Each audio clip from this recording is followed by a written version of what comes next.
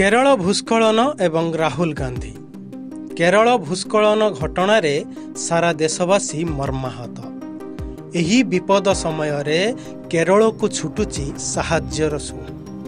भूस्खलनर भयावहता एते थिला जे 300 रु ऊर्ध्व लोक निजर जीवन हरैछन्ति। एबे सुधा अनेक लोकंकर पत्ता मिलु नथिबा बेले उद्धार कार्य को त्वरान्वित करिबा पई सुविधा असुविधा बुझिबा पई 2 दिन हेला घटनास्थल रे पहुंची निजर प्रचेष्टा जारी रखिछन्ति विरोधी दल नेता राहुल गांधी एवं कांग्रेस महासचिव प्रियंका गांधी।